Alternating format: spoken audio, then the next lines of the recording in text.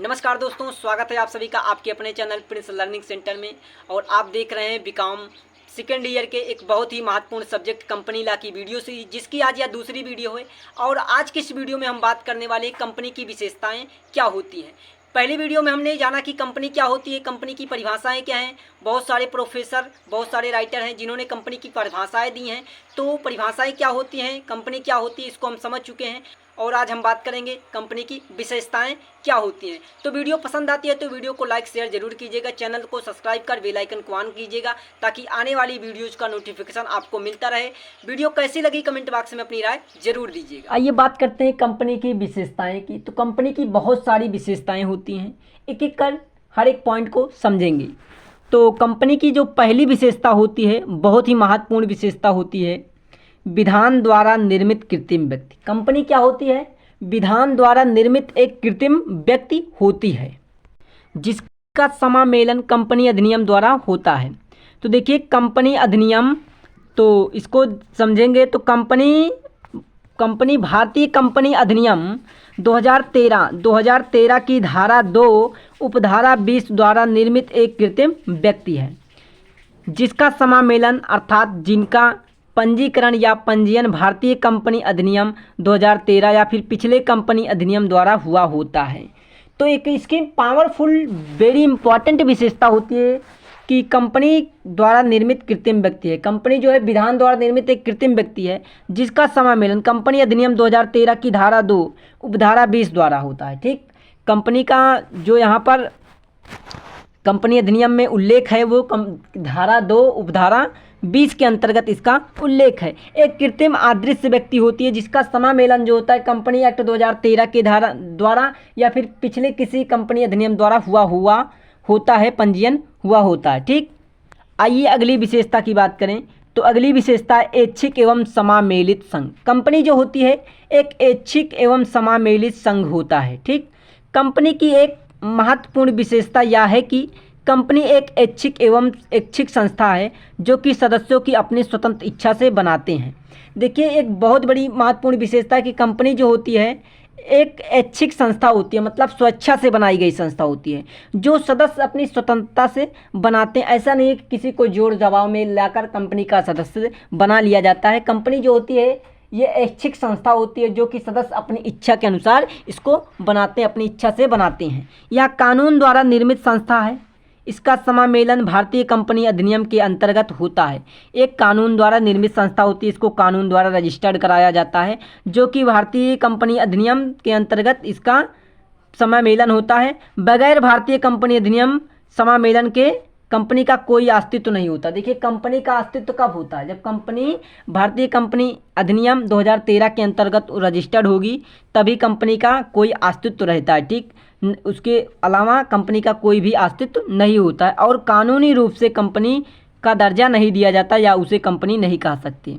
तो एक बात यहाँ से निकल कर आती है कि कानून द्वारा निर्मित संस्था होती है, कंपनी होती है कानून द्वारा निर्मित संस्था होती है, लेकिन भारतीय कंपनी अधिनियम के अंतर्गत होता है। ठीक, बगैर समामेलन के, अगर कंपनी का समामेलन नहीं हुआ, पंजीकरण नहीं हुआ है तो कंपनी का कोई अस्तित्व नहीं होता, कंपनी की कोई वैल्यू नहीं होती है और ना ही उसे कानूनी रूप से कंपनी का दर्जा मिलता है। ठीक, उसके बाद अगली इसकी विशेषता की बात करें तो पृथक एवं वैधानिक अस्तित्व। कंपनी जो होता है इसका पृथक एवं वैधानिक अस्तित्व होता है। कंपनी का पंजीकरण हो जाने के पश्चात, जब कंपनी का पंजीकरण हो जाता है, रजिस्ट्रेशन हो जाता है तो उसके पश्चात इसका पृथक अस्तित्व हो जाता है। जब कंपनी का पंजीकरण होता है तो इसका पृथक अस्तित्व हो जाता है। कंपनी और कंपनी के सदस्यों का अस्तित्व पृथक पृथक होता है। यदि कंपनी के एक सदस्य के पास कंपनी के सारे शेयर हों, देखिए जब कंपनी का रजिस्ट्रेशन हो जाता है तो कंपनी को एक कानूनी अस्तित्व मिल जाता है और कंपनी के सदस्यों का अस्तित्व जो होता है पृथक पृथक होता है। मान लीजिए एक कंपनी के एक सदस्य के पास कंपनी के सारे शेयर हों, ठीक, सारे अंश हों, अंश भी हों। मान लीजिए कोई कंपनी का सदस्य है और वो कंपनी के सारे अंश ले लेता है, कंपनी के सारे अंश भी हों तो भी कंपनी कानून की दृष्टि से कंपनी के सदस्यों से पृथक होती है। मान लीजिए कि आप कह रहे हो कि कंपनी के सारे सदस्य एक ही व्यक्ति के पास हो जाएं, लेकिन एक ही व्यक्ति के पास हो जाएंगे, फिर भी जो होगी कंपनी जो होगी और कंपनी का सदस्य जो होगा उनका अस्तित्व क्या होगा, भिन्न भिन्न होता है, जो कि कंपनी का एक अलग वैधानिक अस्तित्व होता है। तो ये बताता है कि कंपनी का एक वैधानिक अस्तित्व होता है, कंपनी का अलग एक वैधानिक अस्तित्व होता है। अब अगली विशेषता है कि सार्वमुद्रा, वेरी इंपॉर्टेंट इसकी विशेषता है कि सार्वमुद्रा, कंपनी की एक सार्वमुद्रा होती है, एक पहचान होती है, सार्वमुद्रा होती है, ठीक। क्योंकि कंपनी एक कृत्रिम व्यक्ति होती है, यहाँ स्वयं कार्य नहीं करती। हाँ, कंपनी जो होती है कृत्रिम व्यक्ति है और ये स्वयं कार्य नहीं कर सकती है, इसीलिए इसे प्राकृतिक व्यक्तियों के माध्यम से कार्य करना होता है। कंपनी जो होती है देखिए कृत्रिम व्यक्ति है, कृत्रिम आदर्श संस्था होती है जो स्वयं तो कार्य कर नहीं सकती, इसीलिए इसे प्राकृतिक व्यक्तियों के माध्यम से कार्य करना पड़ता है, प्राकृतिक व्यक्तियों की सहायता लेनी पड़ती है। तो कंपनी के निर्देशक कंपनी की ओर से अनुबंध करते हैं और अनुबंध करते समय हस्ताक्षरों के पास कंपनी की सार्वमुद्रा के अनुबंध में लगाते हैं, जो कि कंपनी के हस्ताक्षरों के समान मानी जाती है। तो देखिए कंपनी तो कोई भी निर्णय लेगी नहीं, क्योंकि कंपनी क्या है, आदर्श संस्था है, लेकिन ये क्या होती है, प्राकृतिक व्यक्तियों के माध्यम से कार्य करती है। तो यहाँ पर जो इसके निर्देशक होते हैं वे अनुबंध करते हैं, कंपनी में कोई डिसीजन लेते हैं, कंपनी में कोई निर्णय लेते हैं, तो क्या करते हैं, वे अपने हस्ताक्षरों के साथ कंपनी का अनुबंध लगाते हैं। आप देखते होंगे जहाँ पर कंपनी का कोई नोटिस होता है, कोई कंपनी नोटिस निकालती है, तो वहाँ पर क्या होता है, कंपनी के जो यहाँ पर निर्देशक होंगे, निर्देशक मंडल होंगे, यहाँ पर इसके जो मैनेजर होंगे, वे लोग क्या करते हैं, जब साइन करते हैं, कहीं पर भी साइन करते हैं, तो वहाँ पर क्या होता है, कंपनी का एक अपनी मोहर लगाई जाती है। क्या होता है, कंपनी के एक ब्रांड होता है, उसकी वैल्यू होती है और वहीं पर क्या हो जाता है, उसकी मोहर भी लग जाती है। तो जब कंपनी की मोहर लगती है तो वही कंपनी की एक सार्वमुद्रा होती है, एक पहचान होती है, जो कि वहाँ पर मान लीजिए कहीं पर कंपनी किसी भी दस्तावेज पर कंपनी के वहाँ पर निर्देशक के साइन नहीं हुए, मोहर लग गई, मतलब कंपनी ने वेरीफाई कर दिया है, ठीक। तो ये यही कहने का मतलब, ये सार्वमुद्रा एक अपनी सार्वमुद्रा होती है, जो कि हस्ताक्षरों के समान मानी जाती है, ठीक। चाहे वहाँ पर हस्ताक्षर हुए हों ना हुए हों, कंपनी की मोहर लग गई है, मतलब वहाँ पर हस्ताक्षर हो चुकी है। तो ये कंपनी की अपनी एक विशेषता होती है। उसके बाद सीमित दायित्व, कंपनी का एक विशेषता ये भी है कि सीमित दायित्व होता है कंपनी का।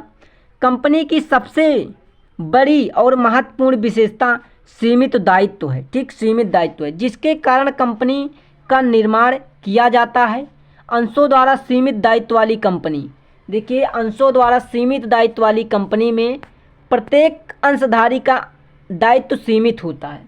जो अंशों द्वारा सीमित दायित्व वाली कंपनियां होती हैं उसमें जो प्रत्येक अंशधारी होते हैं उनका दायित्व जो होता है, उनका अस्तित्व जो होता है, उनका दायित्व लायबिलिटी जो होती है उनका सीमित होता है, सीमित होता है। यह दायित्व उसके द्वारा लिए गए अंशों के अंकित मूल्य तक ही सीमित होता है। ये दायित्व कहाँ तक सीमित होता है, उनके द्वारा लिए गए अंशों के अंकित मूल्य, जो उन्होंने शेयर लिया, कंपनी का जो शेयर खरीदा है उसका अंकित मूल्य जो होता है वहीं तक इनका दायित्व सीमित होता है। तो एक बहुत बड़ी विशेषता होती है कंपनी की कि उनका दायित्व जो होता है, जो वहाँ पर अंशधारी होते हैं उनका दायित्व सीमित होता है। सीमित दायित्व वाली कंपनियाँ होती हैं, जो कि अंशों द्वारा सीमित दायित्व कंपनियाँ होती हैं, ठीक।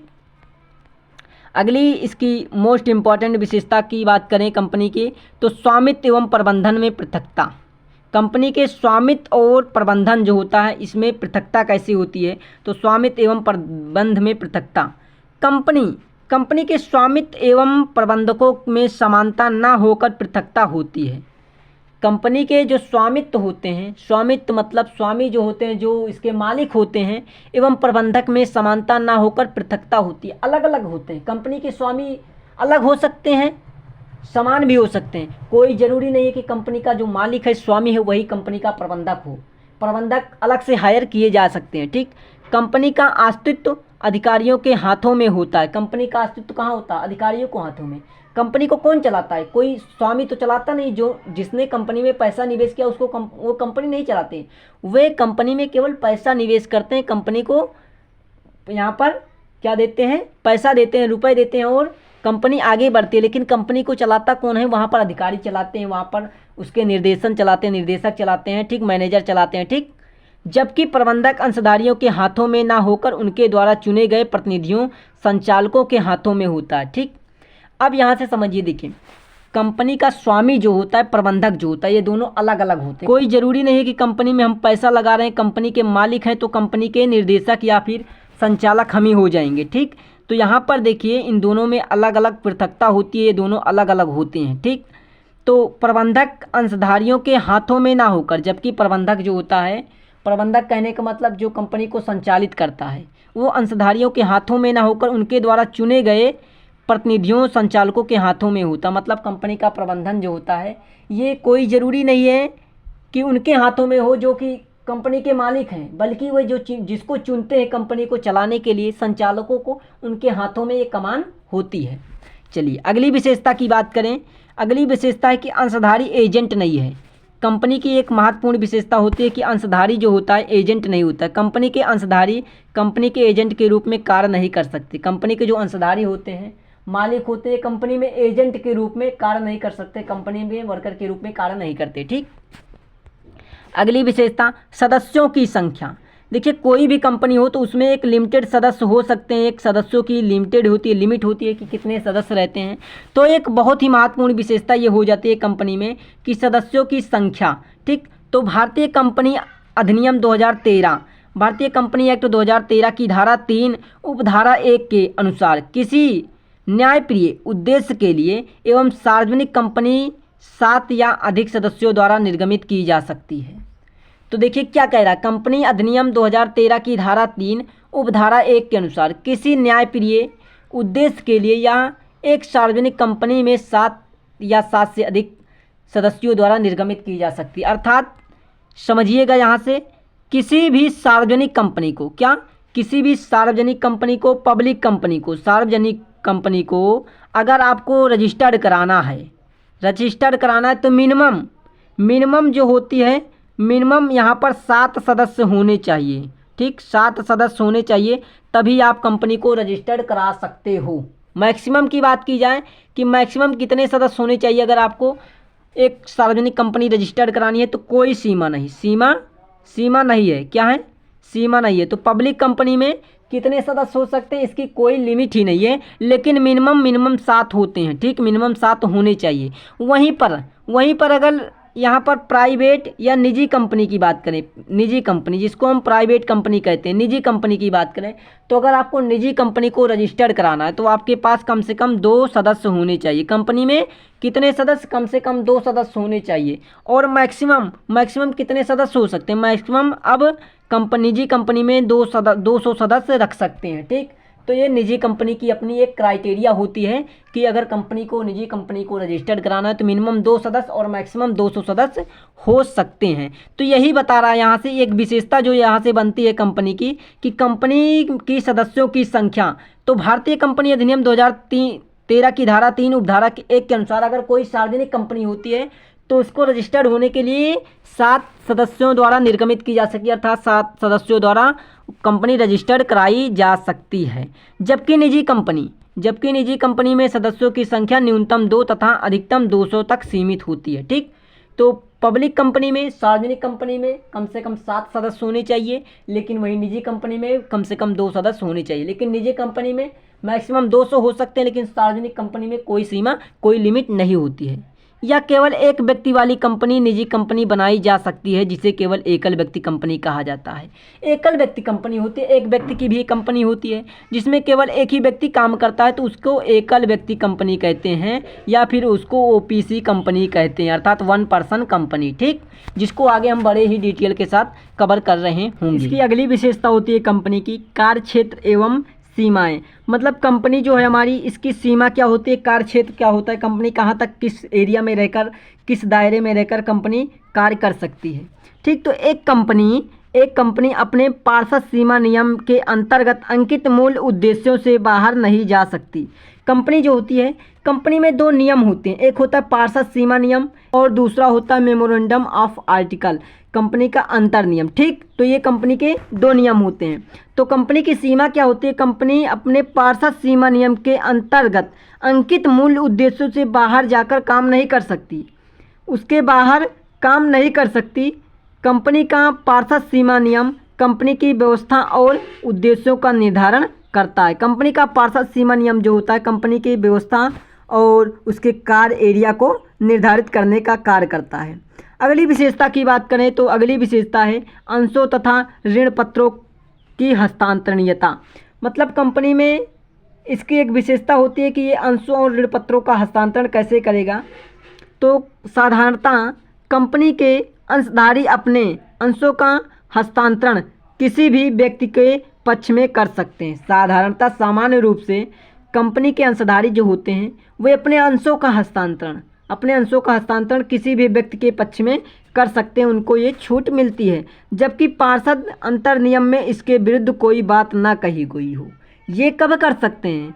कोई भी अंशधारी हो, अगर वो चाहे किसी व्यक्ति को अपने शेयर देने के लिए, किसी व्यक्ति के पक्ष में अपने अंश को करने के लिए, तो वह कर सकता है। लेकिन एक कंडीशन है, अगर मान लीजिए कंपनी के अंतर नियम, पार्षद अंतर नियम में कोई ऐसा कानून रखा गया है तो उस कानून को फॉलो करना पड़ेगा, तभी कोई भी अंशधारी अपने शेयर को, अंश को किसी और को हस्तांतरण कर सकता है। ठीक, तो कहने का मतलब तभी शेयर कर सकता किसी भी व्यक्ति के पक्ष में जब कंपनी के पार्षद अंतर नियम में इसके विरुद्ध कोई बात ना कही गई हो। ठीक, जिस व्यक्ति को अंश पत्र एवं ऋण पत्र दिया जाता है, जिस व्यक्ति को अंश पत्र एवं ऋण पत्र हस्तांतरित किया जाता है, उसको भी कंपनी के वही अधिकार प्राप्त होते हैं जो कंपनी के अंश एवं ऋण पत्रधारी हस्तांतरणकर्ता को प्राप्त थे। मान लीजिए कोई व्यक्ति है, कोई अंशधारी है, उन्होंने क्या किया, अपने अंशों का हस्तांतरण या ऋण पत्रों का हस्तांतरण किसी दूसरे व्यक्ति को कर दिया, तो जो पहले उनको अधिकार प्राप्त था उस अंश को लेकर या फिर उस ऋण पत्र को लेकर, वे सारे अधिकार क्या हो जाएंगे, उस व्यक्ति को प्राप्त हो जाएंगे जिस व्यक्ति को ऋण पत्र या फिर अंश जो है वो हस्तांतरित किया गया है। ठीक, अगली विशेषता की बात करें, अगली विशेषता है कि कंपनी एक नागरिक नहीं है। कंपनी क्या है, एक नागरिक नहीं है, जो कि सबसे इम्पॉर्टेंट विशेषता में से एक विशेषता आती है, कंपनी एक नागरिक नहीं है। जबकि कंपनी एक आर्टिफिशियल कृत्रिम व्यक्ति है लेकिन नागरिक नहीं है। ठीक, भारतीय संविधान की धारा 19 के अनुसार, भारतीय संविधान की धारा 19 के अनुसार कंपनी एक नागरिक नहीं है। कंपनी के सदस्य समामेलित कंपनी के सदस्य जो होते हैं समामेलित कंपनी का निर्माण करते हैं। कंपनी के सदस्य समामेलित कंपनी का निर्माण करते हैं, यद्यपि ये सभी सदस्य भारत के नागरिक हैं। कहने का मतलब कंपनी भारत का एक नागरिक नहीं है, जबकि कंपनी के सदस्य जो हैं, कंपनी के सदस्य हैं, ये भारत के ही नागरिक हैं और इसका निर्माण कर रहे हैं, लेकिन जिसका निर्माण कर रहे हैं वो भारत का नागरिक नहीं हो सकता। ठीक, नहीं है। तो ये इसकी एक विशेषता है कि कंपनी जो है भारत का नागरिक नहीं है, जबकि इसके सदस्य जो होते हैं, जो इसको निर्माण करने वाले होते हैं कंपनी के, ये भारत के ही होते हैं। ठीक, अगली विशेषता है कि ऋण लेना। कंपनी में ऋण लेने का प्रावधान होता है, इसकी एक विशेषता हो जाती है समामेलन के बाद कंपनी के वैधानिक अधिकार प्राप्त हो जाते हैं। समामेलन के पश्चात कंपनी को एक वैधानिक अधिकार मिल जाता है, एक अपना वैल्यू मिल जाता है, दायित्व मिल जाता है। ठीक, इसके पश्चात आवश्यकता पड़ने पर कंपनी ऋण पत्रों का निर्गमन करके अथवा बैंकों या अन्य किसी वित्तीय संस्थाओं से ऋण ले सकती है। जब कंपनी का समामेलन हो जाता है, कंपनी रजिस्टर्ड हो जाती है, तो कंपनी को जब कभी भी आवश्यकता पड़ती है तो वह क्या कर सकती है, ऋण पत्र को निर्गमन कर सकती है या फिर किसी संस्था से या फिर बैंकों से या वित्तीय संस्थानों से ऋण ले सकती है, उसको ऋण लेने का अधिकार मिल जाता है। ठीक, तो ये ऋण लेने के लिए कंपनी का प्रावधान है, उसकी एक विशेषता है। अगली विशेषता है कि पृथक संपत्ति। क्या कंपनी की अगली विशेषता है पृथक संपत्ति। यह एक पृथक अस्तित्व के सिद्धांत का एक भाग है। क्या है, यह एक पृथक अस्तित्व के सिद्धांत का भाग है। एक कंपनी का अपने सदस्यों से पृथक अस्तित्व होता है। एक कंपनी का अपने सदस्यों से पृथक अस्तित्व होता है। एक कंपनी को संपत्ति के पृथक स्वामी का अधिकार होता है। कंपनी की संपत्ति कंपनी के सदस्यों की संपत्ति नहीं होती है। देखिए, कंपनी की जो संपत्ति होती है वो कंपनी के सदस्यों की, कंपनी के सदस्य जो होते हैं उनकी संपत्ति नहीं होती है, ना उन पर उनका अधिकार होता है। यद्यपि कंपनी के सदस्य कंपनी के पूंजी में अंशदान करते हैं। देखिए, कंपनी की जो संपत्ति होती है, कहने का मतलब एक छोटे से शब्दों में है कि कंपनी की जो संपत्ति होती है कंपनी के सदस्यों का नहीं होता है, कंपनी के सदस्यों का इस पर कोई अधिकार नहीं होता। यद्यपि कंपनी के सदस्य जो हैं कंपनी के पूंजी में अंशदान करते हैं, उसमें पूंजी लगाते हैं। कोई भी सदस्य कंपनी के जीवन काल में और समापन पर कंपनी की संपत्ति पर स्वामित्व का दावा नहीं कर सकता। कोई भी सदस्य हो, कंपनी के जीवन काल में कंपनी चल रही है, फिर कंपनी के समापन हो रहा है, कंपनी का समाप्त हो रही, कंपनी का समापन हो रहा है, तो उसकी संपत्ति पर स्वामित्व का दावा नहीं कर सकता। ऐसा नहीं कह सकता ये कि मेरा ये मेरी संपत्ति है, उस पर दावा ठोक नहीं सकता, दावा नहीं कर सकता है। तो ये कंपनी की विशेषता होती है। उसके बाद मुकदमा करने की योग्यता। कंपनी की अगली विशेषता है कि मुकदमा करने की विशेषता। कंपनी मुकदमा भी जारी कर सकती है, मुकदमा कर सकती है। तो एक कंपनी का पृथक अस्तित्व होता है, जैसा कि हमने जाना कि कंपनी का एक पृथक अस्तित्व होता है, अतः यह मुकदमा कर सकती है। कंपनी क्या कर सकती है? मुकदमा कर सकती है। इस पर इसके नाम से मुकदमा चलाया जा सकता है।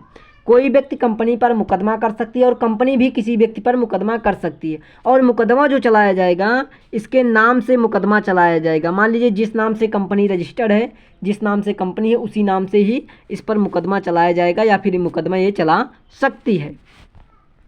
अगले विशेषता की बात करें तो कार्य क्षेत्र एवं सीमाएं हमने जान ही लिया है, अंशों ऋण पत्रों का हस्तांतरण जान लिया है। तो ये वही सारी विशेषताएं हैं। तो आज हमने देखा कि कंपनी की विशेषताएं क्या होती हैं, जो कि कंपनी की बहुत सारी विशेषताएं होती हैं, जो कि एक महत्वपूर्ण टॉपिक्स है कि कंपनी की क्या विशेषताएं होती हैं। तो आई होप आपको समझ में आया होगा कि कंपनी की कितनी सारी विशेषताएं होती हैं। तो वीडियो को ज़्यादा से ज़्यादा लोगों तक शेयर कीजिएगा। अगर चैनल पर पहली बार आए तो चैनल को सब्सक्राइब करके रखिएगा, ताकि आने वाली वीडियोज़ का नोटिफिकेशन आपको मिलता रहे। मिलते हैं नेक्स्ट वीडियो में, तब तक के लिए आप सभी को धन्यवाद।